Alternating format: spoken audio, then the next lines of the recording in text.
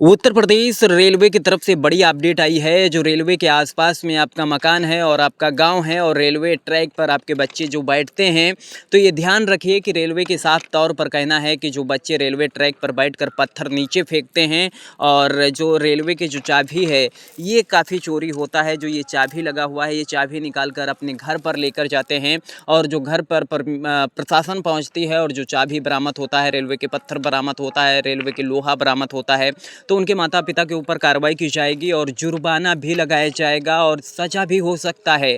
तो जो आप रेलवे के आसपास में आपका मकान है, रेलवे के आसपास में आप रहते हैं, तो सतर्क रहिए। अपने बच्चों को रेलवे ट्रैक पर बिल्कुल ना बैठने दें और जो बैठने देते हैं और पत्थर आपके बच्चे फेंकते हैं, तो आप कार्रवाई के लिए तैयार रहिए।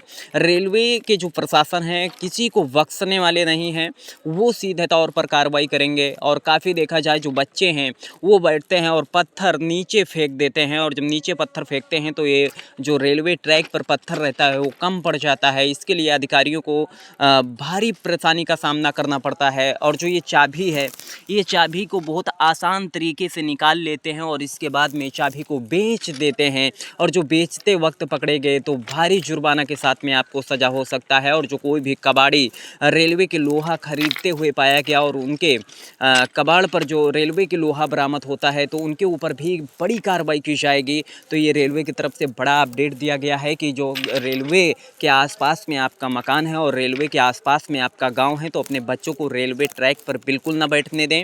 और जो बैठते हैं तो जो पत्थर फेंकते हैं और चाबी चोरी कर लेकर जाते हैं, आपके घर में बरामद हो जाता है या रेलवे ट्रैक पर आपके बच्चे बरामद हो जाते हैं पत्थर फेंकते हुए, तो बड़ी कार्रवाई हो सकती है। इसलिए आप लोग सतर्क रहें।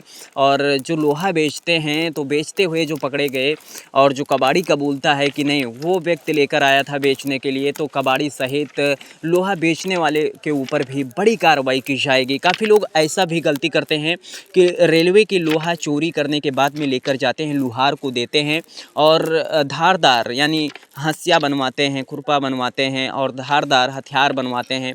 उस तरह से जो पकड़े जाते हैं तो भी भारी जुर्माना आपके ऊपर लगाया जाएगा और जेल भी जाना पड़ सकता है।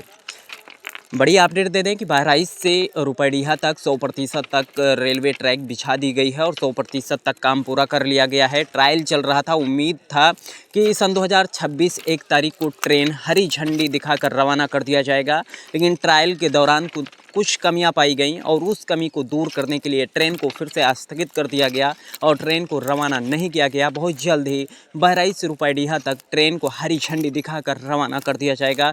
रुपैडीहा से चलकर नानपारा, मटेरा, रिसिया, बहराइच होते हुए गोंडा पहुंचेगी और गोंडा से अलग अलग प्रदेश में ट्रेन प्रवेश करेगी। बस्ती, गोंडा और मध्य प्रदेश, महाराष्ट्र, पंजाब, चंडीगढ़ जैसे बड़े बड़े एरिया में ये ट्रेन पहुंचेगी और ये रुपैडीहा से सीधे बहराइच होते हुए गोंडा निकल जाएगी।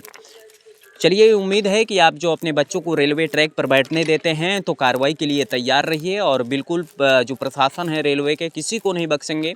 और हम उम्मीद करते हैं कि ये जानकारी आप लोगों को जो अच्छा लगा है तो कमेंट बॉक्स में अपनी जानकारी ज़रूर साझा कीजिएगा और ऐसे ही सपोर्ट बनाए रहें। बड़ी बड़ी खबर हम उदल कुमार फेसबुक प्रोफाइल पर लाते रहेंगे। उत्तर प्रदेश से उदल कुमार की रिपोर्ट, रिसिया न्यूज़, उत्तर प्रदेश, बहराइच।